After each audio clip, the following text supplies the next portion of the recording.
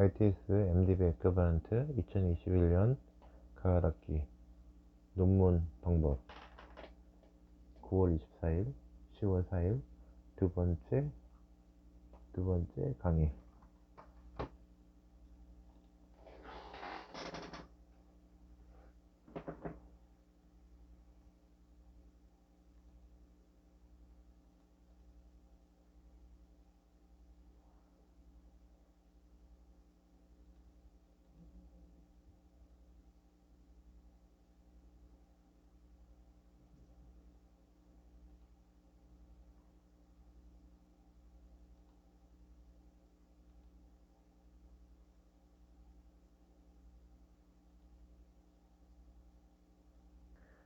시대가 시작이 오면서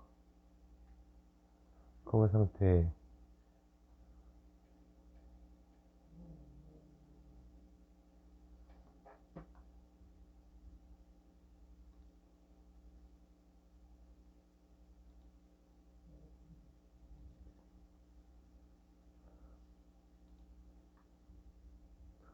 제목 달기, 추첨하는 것이 제목 달기입니다. 그러다 보니까 제목은 핵심 내용이 딱 들어가 있다. 누군가의 글을 읽을 때도 키워드가 뭐구나,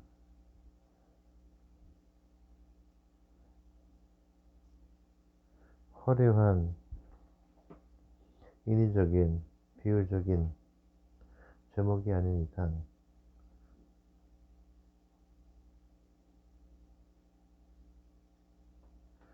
연구가 가능한,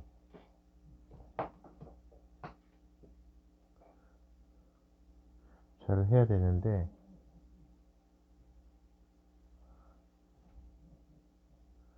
단어 하나하나에 생각하고 달아야 될 겁니다. 형식에 갖춘 문장. 단어들이 연결되었을 때 주어, 동사, 목적의 이런 식의 형식을 갖춘 문장이 것이 아니라 보면 아 그렇구나 하는 의미가 전달될 수 있는 그 문장이 필요한 것이죠. 구약에 나타난 선교 개념에 관한 연구 했을 때 구약에 나타난 선교 개념 나오지만 그 의미상으로는 구약 성경에서 선교적 개념을 연구하는 것이구나. 적절한 형식, 의미 전달할 수 있는 그 단어들의 배열이 꼭 필요하다. 세 번째는 생각의 핵심을 나타내는 키워드가 뭐냐, 중심 단어, 중심 주제가 뭐냐. 키워드 중심으로 해서 반복적으로 나타나는 것을 염두하는 것입니다. 성령. 저기서 성령이라는 이야기가 반복적으로 나올 수밖에 없습니다. 생각의 핵심이 생각해야 될 것입니다.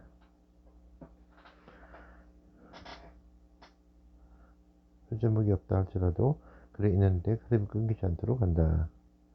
소제목 소개하는 내용이다 라고 했는데 소제목이라고 하는 것은 장별 제목과는 다른 것입니다. 전체 최고 제목이 있고 장별로 제목들이 있겠죠. 장별로 제목들이 또 나오겠죠. 여러분들께서 큰 제목과 하단에 나오는 대제목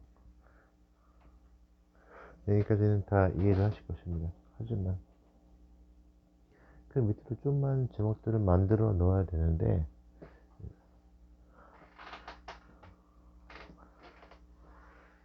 하지만 너무 길어서 단락별로 쪼개놨을 때 너무 길어서 그냥 두기에는 너무 아쉽고 이럴 때에는 그 제목을 달아 넣어주는 것이 좋습니다. 그렇게 된다면 소제목이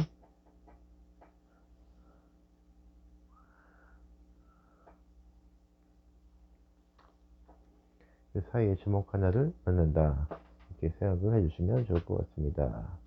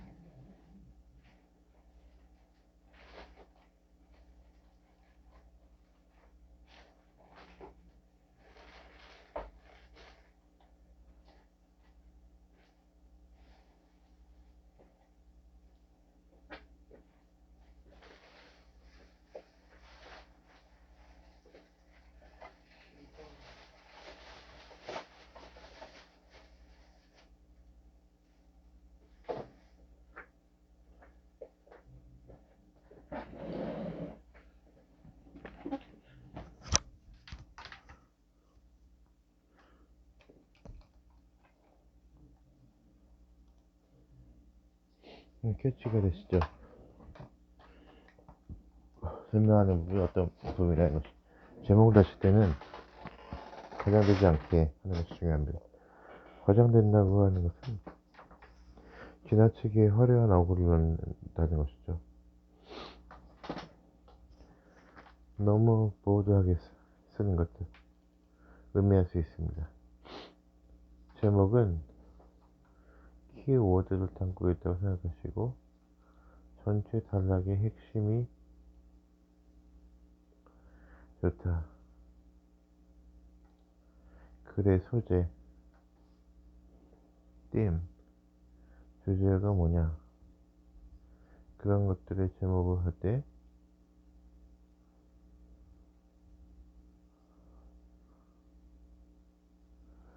더블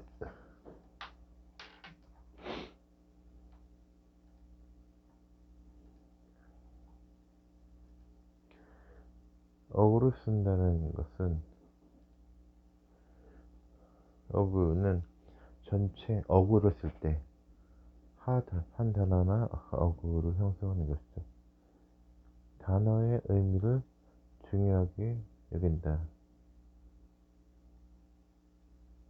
어떤 말을 툭 던졌을 때 이해가 될 수, 희생적이었다. 예수님의 희생은 어구가 있죠. 예수님의 희생 말이 돼야 되는 것이죠. 대한민국의 상황, 이런 표현을 쓸 때 대한민국의 상황에 대한 것은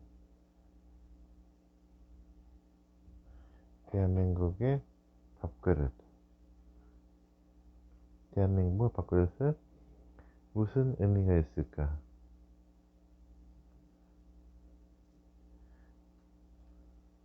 비유적인가 비판적인가 이런 식으로 자꾸 생각하게 되면 논리적 글쓰기에 어려움이 생길 수 있습니다.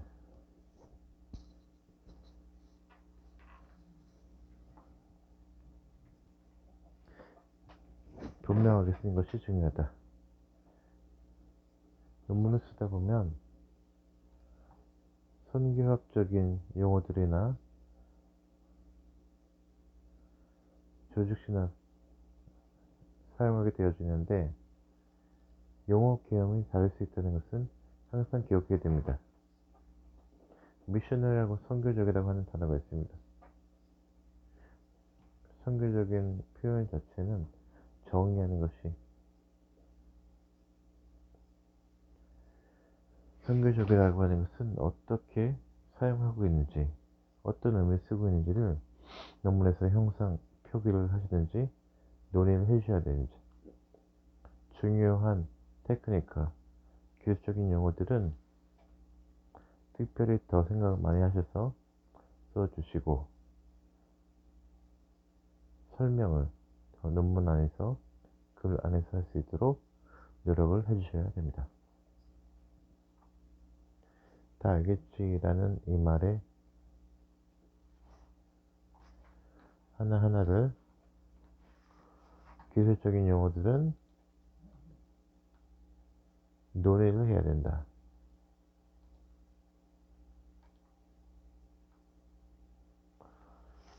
어구가 형성이 잘 되면 문장으로 나타나게 될 텐데 계속 반복적입니다. 분명해졌습니다.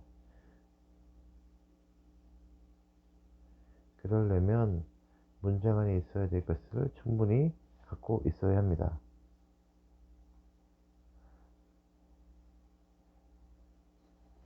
주어가 무엇인지가 불분명할 때가 있습니다. 주어 동사가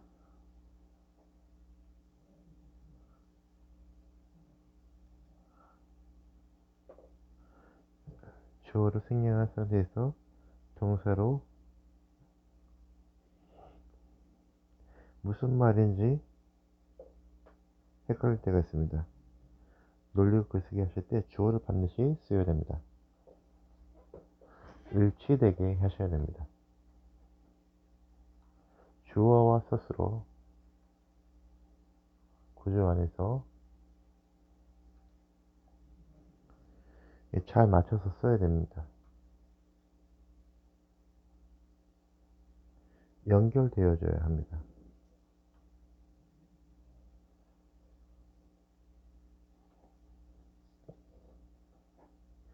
쉽게 문장 쓰기를 하자면 너무 길게 쓰면 좋지 않습니다.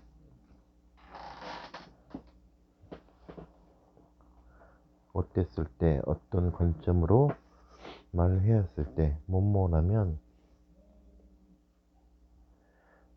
표현을 쓸 때가 있는데 이거 쓰고 나서 이런 식으로 붙였으면 쓸수록 문장이 불명확해집니다.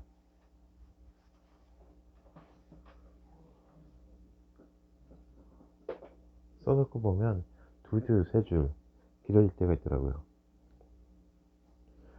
에디트하면서 자릅니다. 주어 동사에 끝났을도록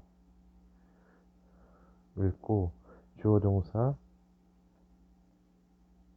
넘어가고 에디팅을 하게 되는데 문장 쓰기를 잘 해 나가야 한다.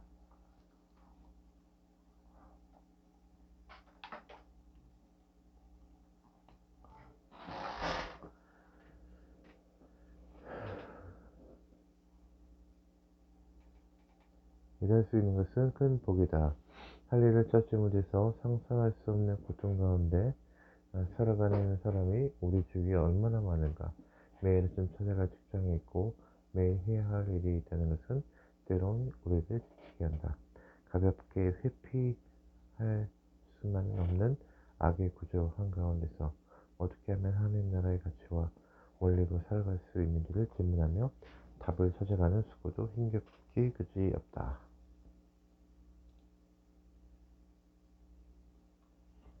일할 수 있는 것은 큰 복이다. 할 일을 찾지 못해서 상상할 수 없는 고통 가운데서 살아가는 사람이 우리 주위에 얼마나 많은가. 매일 아침 찾아갈 직장이 있고 매일 해야 이 표현이 출판된 책에서 나온 것입니다. 전체적인 좋은 부분이 많이 있었습니다. 근데 이 문장에서는 뭔가 납득하기 어려운 당황스럽게 하는 그런 표현을 쓰고 있었다는 것이죠. 찾아내는 사람이나 꼬치꼬치 물어서 본 사람이나 이상하다고 생각할 수 있겠죠. 이런 부분들을 정제하기 위해서 내가 쓰는 글의 문장들로 깨끗하게 문장 사이가 연결이 되느냐 질문을 해봐야 됩니다. 앞에서는 긍정적인 얘기 있었는데 부정적인 얘기 있었다. 접속사를 어떻게 쓸 것이냐.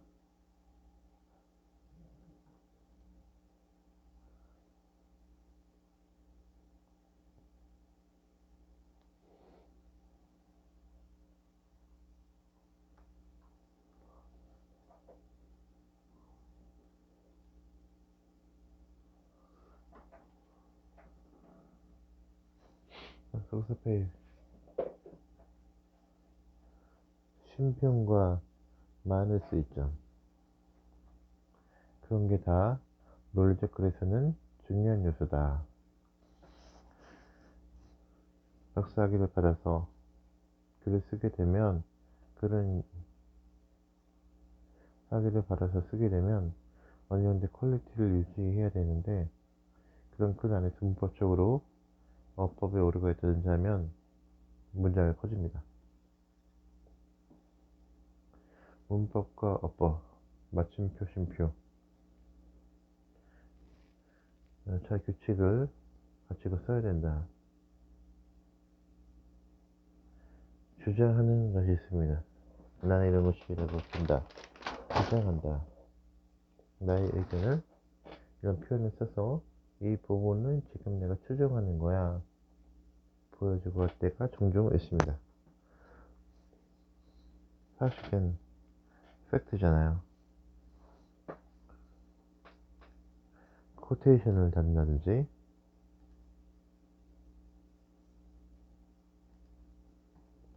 경우도 있고, 누가 무슨 말 했다, 이거 하면 이거다.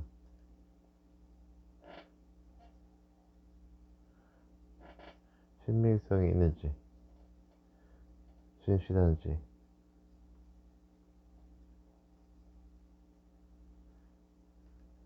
예로 불러오는 것들, 예를 만들어서 사용하는 것들, 이런 것들을 구분하셔갖고 설명을 해야 되고, 인용에 대한 평가를 받듯이 덧붙여야 됩니다. 이런 말을 했다고 하게 되면 대학교 때 리포트에서 쓰는 방식이고, 지금 쓰는 논리적 글쓰기는 반드시 누군가를 인용했으면 왜 그것을 인용했는지를 보여줘야 됩니다.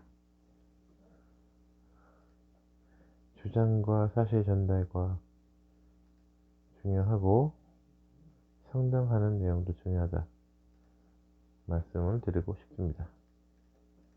적절한 강조점을 두어서 듣는다. 논리적이면서도 적절한 표현을 활용하여 독자의 흥미와 사고를 자극하도록 한다.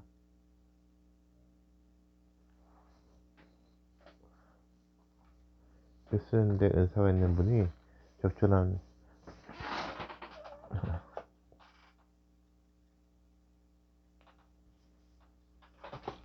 질문을 만들어내고 답을 찾아갈 수 있도록 하는 기법을, 이런 것들이 독자로 하여금 뭔가 한 번 더 생각해 볼 수 있도록 관심을 할 수 있다는 점이죠. 단어 선택이 중요합니다. 어떤 단어를 선택하는 게 중요하죠. 독자가 호응할 수 있는지, 반감을 갖게 되는지 결정하게 되죠. 전달하기 위해서는 문어체를 사용한다. 글을 읽어가면서 논문 같은 것들을 읽어주시는 게 좋습니다. 그 말하는 글 쓰는 스타일을 찾아가 주시고, 평상시에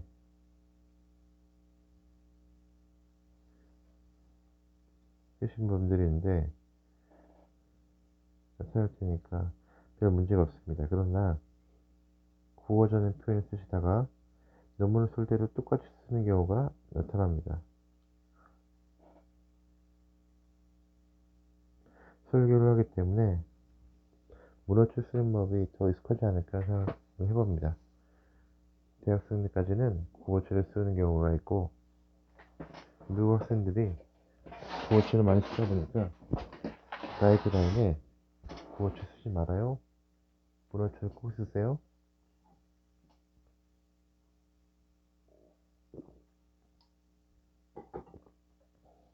하는 것이 좋다. 시제에 대해서도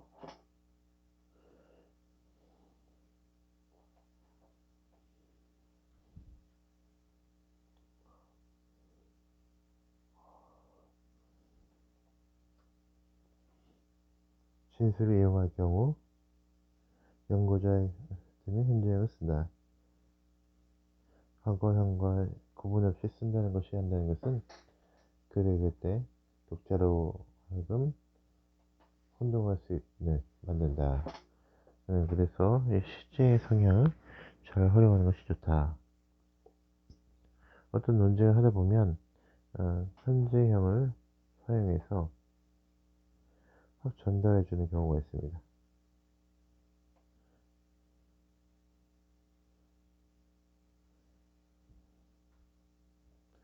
13장에서 보면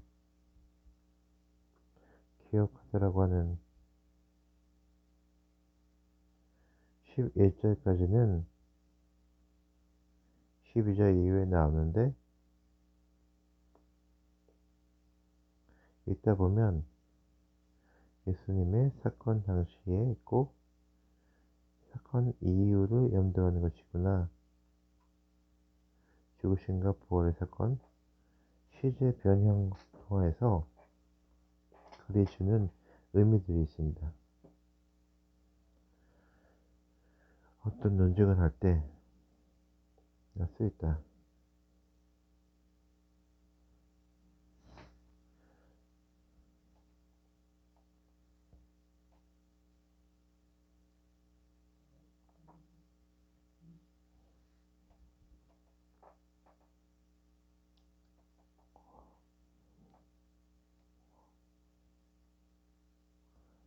전략을 쓰라고 할 때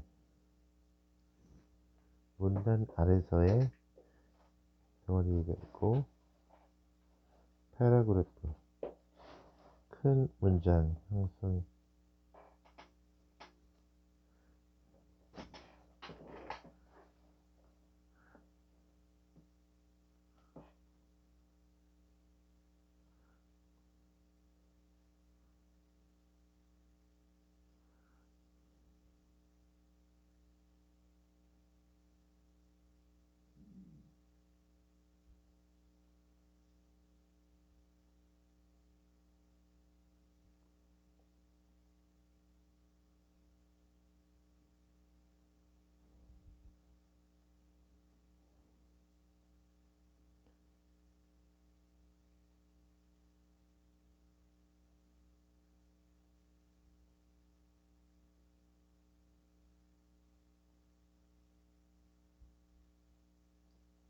패세지도 역시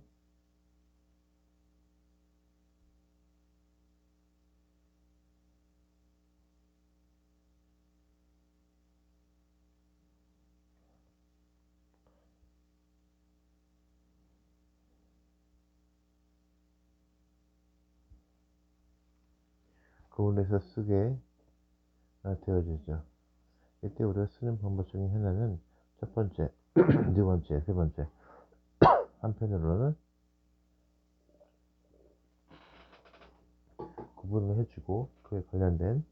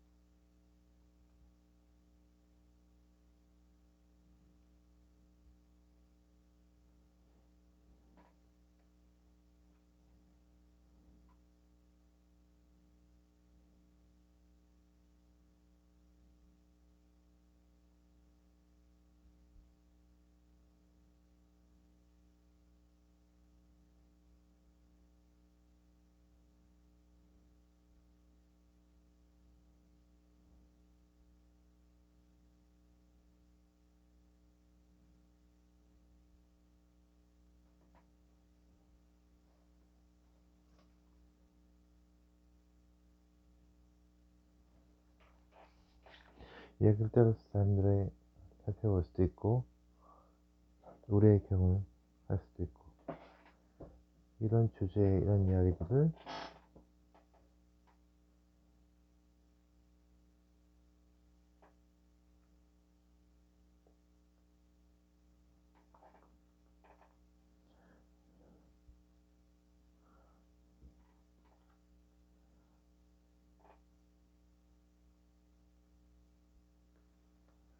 논쟁의 문제점이 나타나면 다시 생각하고 다시 생각해보고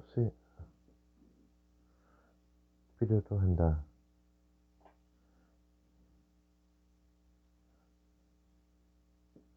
불러왔는데 이해가 달라요.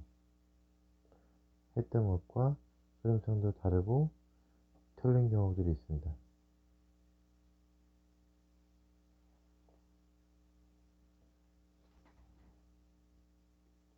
그럴 때는 없어야겠지. 새로운 이해를 가지고 대체시켜주든지 아니면 수정하든지 전원 맥락을 바꿔주든지 이와 같은 교정이 필요하다.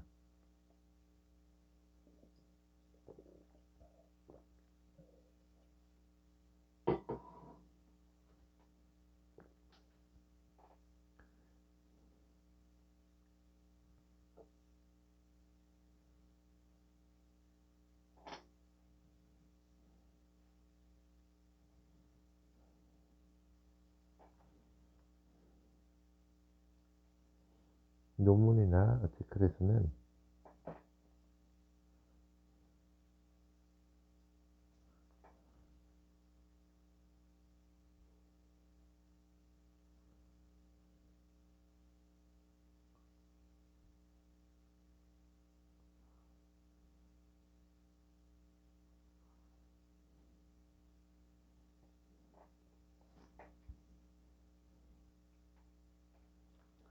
반드시 주제는 요약하면 전체의 소제막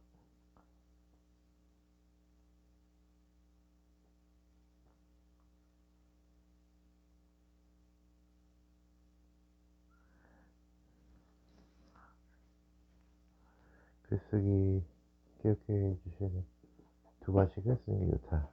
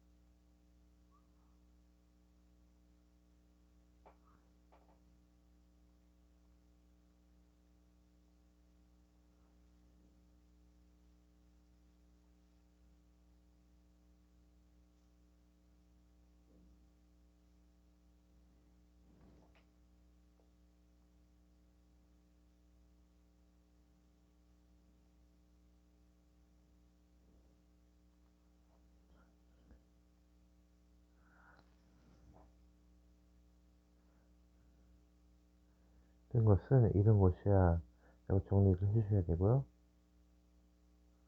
일반적으로 잘 흘러갈 수 있도록 만들어가는 것이 좋습니다.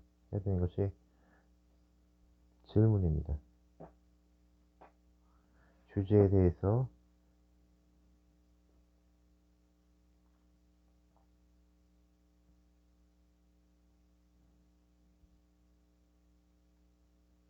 분단 길이를 긴데 조금 많다 작다 좋은 글이 될 수가 없습니다.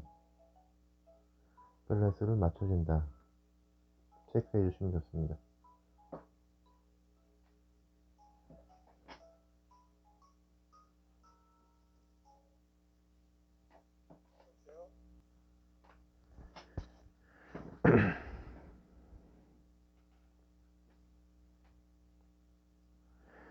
그 서문이 있어요.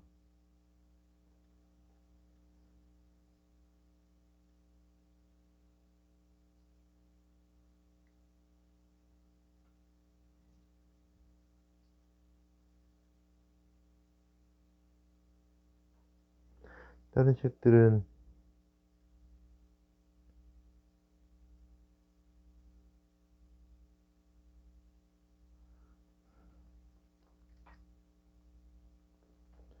내 논지는 이거야. 중요한 단어를 몇 개 쓰고 있는데 캐치해내는 것이 서평의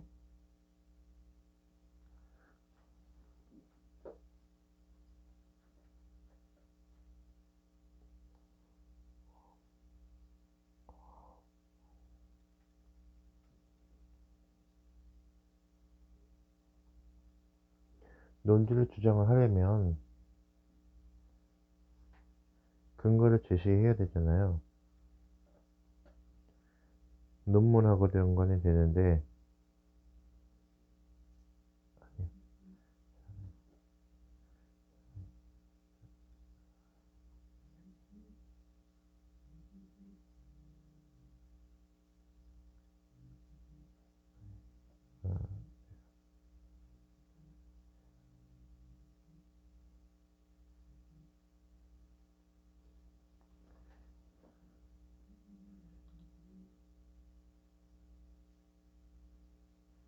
그래서 책을 읽어보는데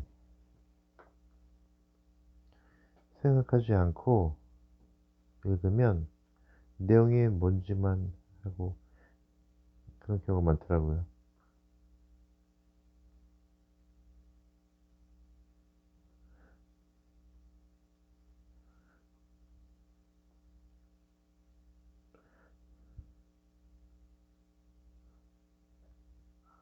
하고 평가 없이 넘어가니까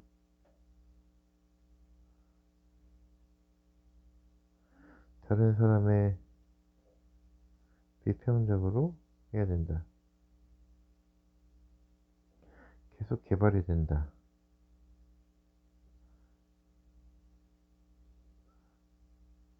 세미나나 이런 장에서 비평적 사고를 할 수 있도록 생각해 봐야 된다.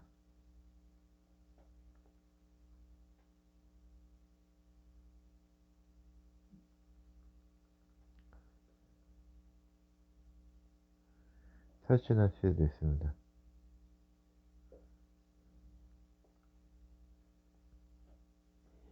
비평적으로 생각해 보자. 교수님께서 이야기해 주셨으니까 다 맞겠지. 이것은 아닙니다. 옛날 얘기고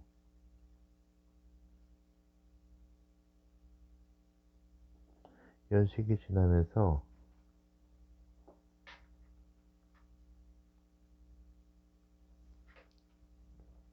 그 틈 사이를 생각해 보는 것입니다. 비평적 사고라는 것입니다. 이 다양한 똑같은 반복에 실수를 안 할 수도 있고 제시할 수 있다는 것. 이것이 비평적 사고의 결과물이다.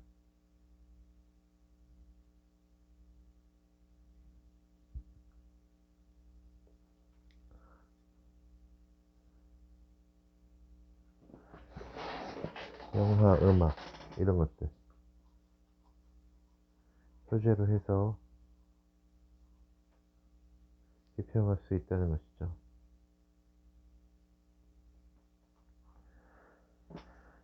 비평적 서평에 요약하고 서평은 평가하는 관점에서 애매모호하게 느껴질 수 있는데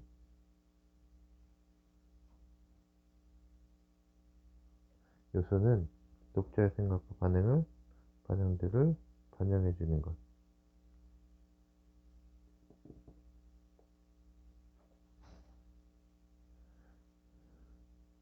논의한다, 토론한다. 독자의 사고에 대한 것이 중요하다. 평가가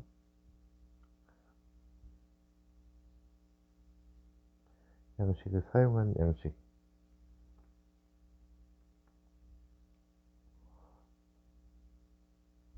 비평적 서평의 방법. 이런 질문 하면 좋습니다. 이런 질문은 너무 슬게 쓰는 질문,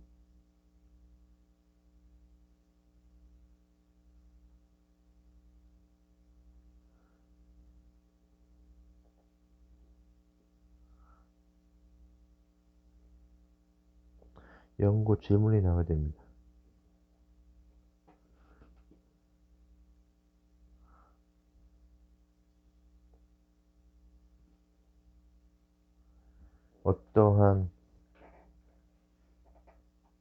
어떤 문제가 있습니다.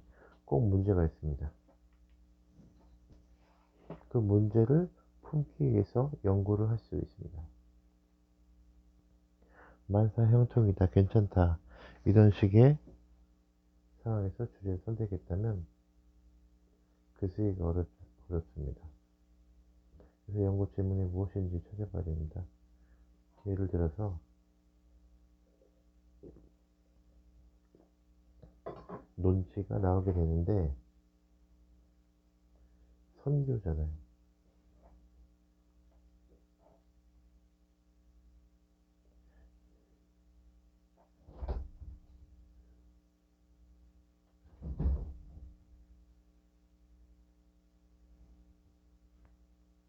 선교에 관련된 질문을 하게 되겠죠. 전체 질문은 뭘까 생각해 보시게 됩니다. 질문에 답한 것이 논지입니다. 논지가 무엇인지 찾아낸다는 것, 가설이 무엇인가 찾아낸다는 것은 연구 질문을 잘 파악했느냐 것입니다.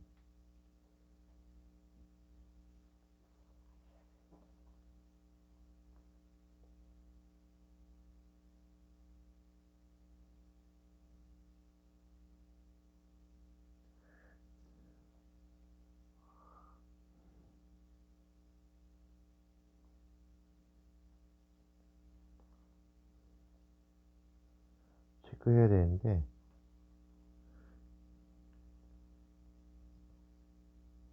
관찰자 방법론을 쓰고 있습니다.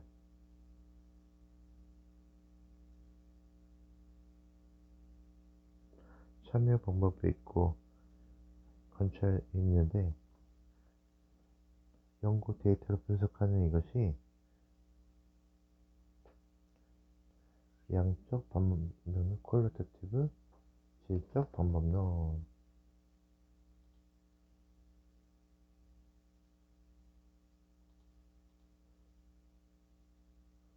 여기 자료 사용에 문제가 있습니다. 동의하는 이유를 이 책에 너무 논리적으로 잘 써서 얘기한다면 유혹에 가까워질 수 있습니다. 또 다른 이루는 것 지식을 불러와서 논의할 수 있다면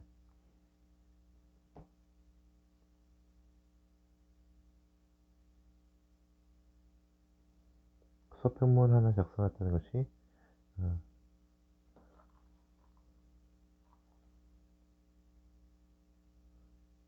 서평하기 위해서 월터 카이저 얘기했듯이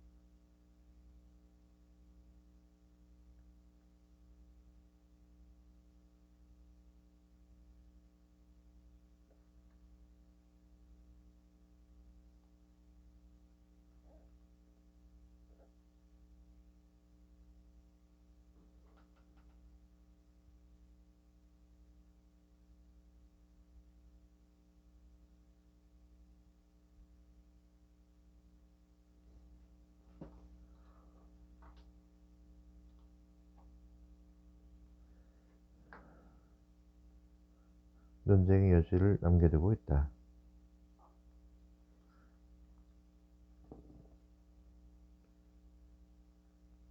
두고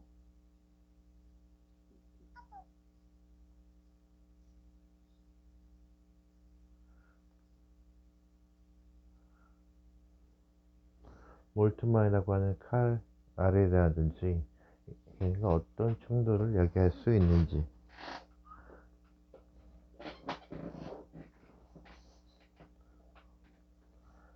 어떻게 정의되어서 좋은지를 끌어가는 거죠.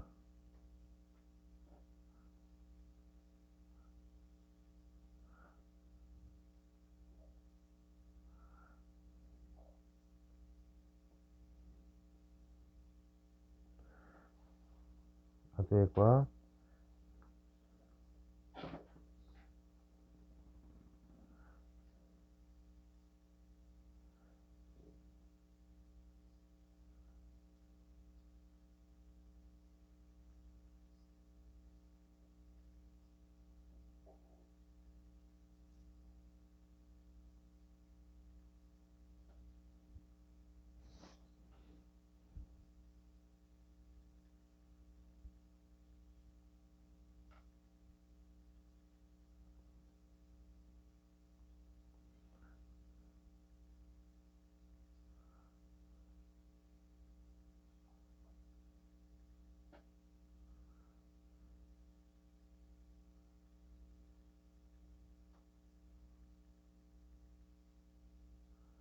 타당한다고 지문하는 거죠.